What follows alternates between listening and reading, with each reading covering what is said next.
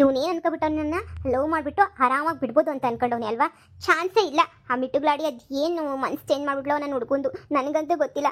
ಛೇ, ಕೊನೆಗೂ ಮನಸ್ಸು ಚೇಂಜ್ ಮಾಡ್ಕೊಂಬಿಟ್ಟು ನನಗೇನೇ ಹೇಗೆ ಅನ್ನೋ ರೇಂಜಿಗೆ ಬಂದುಬಿಟ್ಟಿದ್ಯಾ ಅಲ್ವಾ ನೀನು?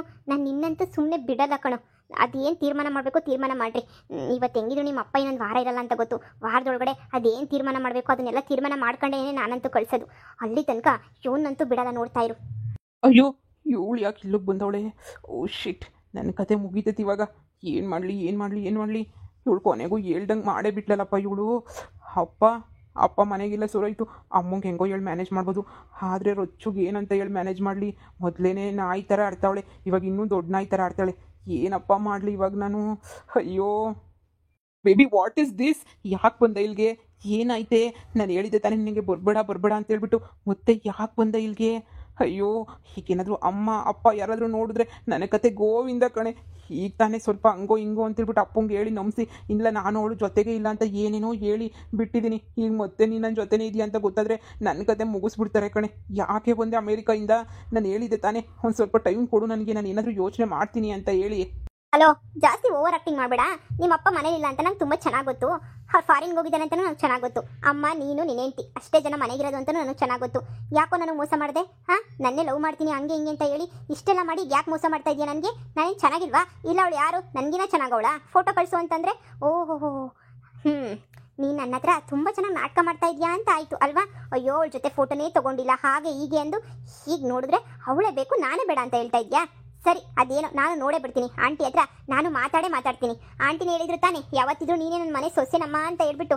ಈಗ ಆಂಟಿ ತಾನೇ ಅದು ಹೆಂಗೆ ಮೋಸ ಮಾಡೋಕ್ಕಾಗುತ್ತೆ ನನಗೆ? ಆಂಟಿನೇ ಹೋಗಿ ಎಲ್ಲ ಕ್ವಶನ್ಸ್ ಮಾಡ್ತೀನಿ, ನೋಡ್ತಾ ಇರು.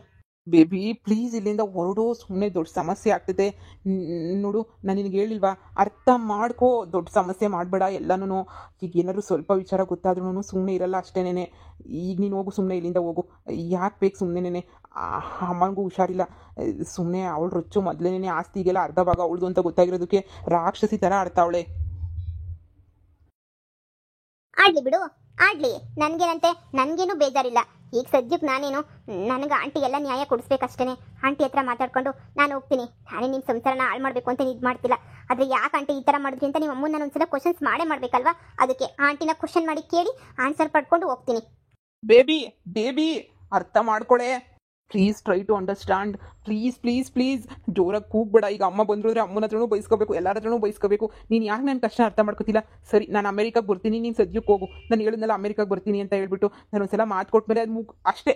ನಾನೊಂದ್ಸಲ ಮಾತು ಕೊಟ್ಟರೆ ಮುಗೀತು ಅಂತಲೇ ಅರ್ಥ. ನಿನ್ನೂ ನಂಬಿನೇ ಇಷ್ಟು ದಿನ ನಾನು ಅಮೆರಿಕಾದಲ್ಲಿ ಇದ್ದಿದ್ದು. ಆದರೆ ನೀನೇನಾದರೂ ಬಂದಾ ಹೇಳು? ಬಂದಾ? ನೋ, ಬರಲೇ ಇಲ್ಲ ನೀನಂತೂ. ಮತ್ತೆ ನಾನು ನೀನೇ ನಂಬ್ಕೊಂಡು ಅಲ್ಲೇನೇ ಇರಬೇಕಿತ್ತಾ ಹೇಳು? ಅಲ್ಲೇ ಇದ್ದು ನಾನು ಜಪ ಮಾಡ್ಕೊಂಡು ನೀನು ಬಂದೇ ಬರ್ತೀಯ ಅಂತ ಕುತ್ಕೋಬೇಕಿತ್ತಾ? ಕೊಟ್ಟು ಮಾತು ತಪ್ಪಲ್ವಂತೆ. ಆಲ್ರೆಡಿ ತುಂಬ ಸಲ ಮಾತು ತಪ್ಪಿಟ್ಟಿದ್ಯಾ. ಮತ್ತೆ ಇನ್ನೇನು ನನ್ನ ಮಾತುಗಳು ತಪ್ಪಬೇಕು ಹೇಳು? ಆಂಟಿ ಹತ್ರ ಮಾತಾಡೇ ಹೋಗೋದು ನಾನು. ಆಂಟಿ ಆಂಟಿ ಆಂಟಿ ಇವತ್ತಂತೂ ಮೂರನೇ ಮಹಾಯುದ್ಧ ಆಗೋದ್ರಾಗೆ ಎರಡನೇ ಮಾತೇ ಇಲ್ಲ. ಏನಪ್ಪ ಬೇಕು? ಅದಕ್ಕೆ ಎಲ್ಲರೂ ಹೇಳೋದು ಈ ಹುಡುಗಿಯರ ಸವಾಸ ಒಳ್ಳೇದೇ ಅಲ್ಲ ಅಂತ. ಇವಳು ನೋಡು, ಅಮೆರಿಕದಿಂದ ಬರಲ್ಲ ಅಂತಿದ್ದಳು, ಹಿಂಗೆ ಪಟ್ ಅಂತ ಬಂದ್ಬಿಟ್ಟವಳೆ. ಯಪ್ಪ ದೇವ್ರೆ, ಆ ರೊಚ್ಚು ಎದ್ದು ಬರಲಿಲ್ಲ ಅಂದರೆ ಸಾಕು ನನಗೆ. ಅವಳು ಮನೆ ನಂದು, ಅರ್ಧ ಆಸ್ತಿ ನಂದು ಅಂತ ಮಾತಿಗೆ ಮುಂಚೆ ಬೊಲಬೋ ಅಂತ ಬಾಯಿ ಬಡ್ಕಂತಾಳು ಸುಮ್ಮನೆ. ಯಪ್ಪ ದೇವ್ರೆ, ನೀನೇ ಕಾಪಾಡ್ಬೇಕು ಇವಾಗ. ಆಂಟಿ ಎಲ್ಲಿದ್ದೀರಾ? ಬನ್ನಿ ಆಂಟಿ. Hello aunty. ಅಯ್ಯೋ, ಇವಳು ಯಾಕೆ ಇಲ್ಲಿಗೆ ಬಂದ್ಲು? ನನ್ನ ಮಗ ಏನಾದರೂ ಡಬಲ್ಗೆ ಮಾಡ್ತಾವನ? ಕರೆಸ್ಬಿಟ್ನಾ ಇವಳನ್ನ ಇಲ್ಲಿಗೆ? ಇವಳು ಇಲ್ಲಿ ನೀನೇನಮ್ಮ ಇಲ್ಲಿ? ಅಲ್ಲ, ಸಡನ್ನಾಗಿ ಇಲ್ಲಿಗೆ ಬಂದ್ಬಿಟ್ಟಿದ್ಯಾ ಆಂಟಿ? ಯಾಕೆ ನಾನು ನೋಡೋಕೆ ಚೆನ್ನಾಗಿಲ್ವಾ? ಇಲ್ಲ ಅಂತಂದರೆ ನಾನು ನಿಮ್ಮನ್ನು ಚೆನ್ನಾಗಿ ನೋಡ್ಕೊಳ್ಳಲ್ಲ ಅಂತ ಅನ್ಕೊಬಿಟ್ಟಿದ್ದೀರಾ? ಇಲ್ಲ ಅಂತಂದರೆ ನಾನು ಅಮೆರಿಕದಲ್ಲೇ ಸೆಟ್ಲ್ ಆಗಿಬಿಡ್ತೀನಿ ಅಂತ ಅನ್ಕೊಂಡಿದ್ದೀರಾ? ಹೇಳಿ, ನಾನು ನಿಮಗೋಸ್ಕರ ಏನು ಬೇಕಾದರೂ ಮಾಡ್ತೀನಿ ಆಂಟಿ. ನೀವೇ ನನ್ನ ಸೊಸೆ ಅಂತ ಒಪ್ಕೊಂಡಿದ್ರಿ. ಈಗ ನೋಡಿದ್ರೆ ನಾನೇ ಬೇಡ ಅಂತ ಹೇಳ್ಬಿಟ್ಟು ನೀವು ಡಿಸೈಡ್ ಮಾಡಿಬಿಟ್ಟಿದ್ದೀರಲ್ವಾ ಆಂಟಿ? ನಾನು ಏನು ಮಾಡಿದ್ದೀನಿ ನಿಮಗೆ ಹೇಳಿ? ನಿಮ್ಗೆ ಏನು ಮಾಡಬೇಕು ಅಂತ ಹೇಳಿ, ನಿಮಗೋಸ್ಕರ ನಾನು ಏನು ಬೇಕಾದರೂ ಮಾಡ್ತೀನಿ. ಆದರೆ ನನ್ನ ಹುಡುಗನ ಮಾತ್ರ ನಾನು ಬಿಟ್ಕೊಡೋಕೆ ರೆಡಿ ಇಲ್ಲ ಆಂಟಿ. ಪ್ಲೀಸ್ ಆಂಟಿ, ಅರ್ಥ ಮಾಡ್ಕೊಳ್ಳಿ ಆಂಟಿ. ಅಮೆರಿಕದಲ್ಲಿ ಇಷ್ಟು ದಿನ ಕಾದು ಇವಾಗ ಬರ್ತಾನೆ, ನಾಳೆ ಬರ್ತಾನೆ, ನಾಡದ್ದು ಬರ್ತಾನೆ ಅಂತ ವೆಯ್ಟ್ ಮಾಡಿ ಸಾಕಾಗೋಯ್ತು ನನಗಂತೂ. ಏನು ಮಾಡಿದ್ರು ಇವನು ಬರಲೇ ಇಲ್ಲ. ಮೊನ್ನೆ ನೋಡಿದ್ರೆ ಫೋನ್ ಮಾಡಿ ಇಲ್ಲ ಬ್ರೇಕಪ್ ಮಾಡ್ಕೊಳ್ಳೋಣ ಹಾಗೆ ಹೀಗೆ ಅಂತ ಹೇಳ್ತಾನೆ. ನಂಗೆ ಸಹಿಸೋಕ್ಕೆ ಆಗಲಿಲ್ಲ. ಅದಕ್ಕೆ ಅದೇನು ಅಂತ ನಿಮ್ಮ ಹತ್ರನೇ ಫೈನಲ್ಲ ಕೇಳ್ಬಿಟ್ಟು ಹೋಗೋಣ ಅಂತಲೇ ಬಂದಿದ್ದೀನಿ ಆಂಟಿ. ನಾನು ಏನು ಮಾಡಿದ್ದೀನಿ? ಏನಾದ್ರು ತಪ್ಪಿದ್ರೆ ಹೇಳಿ ತಿದ್ಕೋತೀನಿ. ಅದು ಬಿಟ್ಟು ನೀವು ನನ್ನ ಈ ಥರ ಎಲ್ಲನೂ ರಿಜೆಕ್ಟ್ ಮಾಡಬೇಡಿ ಆಂಟಿ, ಪ್ಲೀಸ್. ಅಯ್ಯೋ ನೋಡಮ್ಮ, ನನ್ನ ಮಗ ಆಗಲೇ ಮದುವೆ ಮಾಡ್ಕೊಂಡ್ಬಿಟ್ಟವನೆ. ಸೊಸೆನೂ ಮನೆಗೆ ಬಂದವಳೆ. ಈ ಟೈಮಾಗ ನೀನು ಈ ಥರ ಬಂದು ಅದು ಇದು ಅಂತ ಮಾತಾಡೋದು ಅಷ್ಟು ಚೆನ್ನಾಗಿರಲ್ಲ ಅಂತ ಅನ್ನಿಸ್ತೈತೆ ನನಗೆ. ಸುಮ್ಮನೆ ನನ್ನ ಸೊಸೆ ಏನಾದರೂ ನೋಡಿದ್ರೆ ಸುಮ್ಮನೆ ಪಾಪ ಅವಳು ಬೇಜಾರು ಮಾಡ್ಕೊತಾಳೆ ಅಲ್ವಾ. ಅರ್ಥ ಮಾಡ್ಕೊ ನೀನು ಪ್ಲೀಸ್. ಸುಮ್ಮನೆ ಇಲ್ಲಿಂದ ಹೋಗು. ಆಂಟಿ, ನೀವು ಈ ಥರ ಮಾತಾಡ್ತೀರಾ ಅಂತ ನಾನಂತೂ ಅಂದ್ಕೊಂಡೇ ಇರಲಿಲ್ಲ. ನೀನೇ ನನ್ನ ಸೊಸೆ ಅಂತ ಅಷ್ಟೆಲ್ಲ ಹೇಳ್ಬಿಟ್ಟು ಈಗ ನನಗೆ ಮೋಸ ಮಾಡ್ತಾ ಇದ್ದೀರಾ. ಇನ್ನೊಬ್ಳು ಮದುವೆ ಮಾಡ್ಕೊಂಡವ್ರೆ ಅಂತ ನಂಗೆ ಚೆನ್ನಾಗಿ ಗೊತ್ತು. ಆದರೆ ಇವನು ಏನು ಹೇಳಿದ್ದ ಗೊತ್ತಾ? ಅವಳನ್ನ ಬಿಟ್ಟು ನಿನ್ನ ಜೊತೆಗೆ ಅಮೆರಿಕಾಗೆ ಬರ್ತೀನಿ ಅಂತ ಹೇಳಿದ್ದ.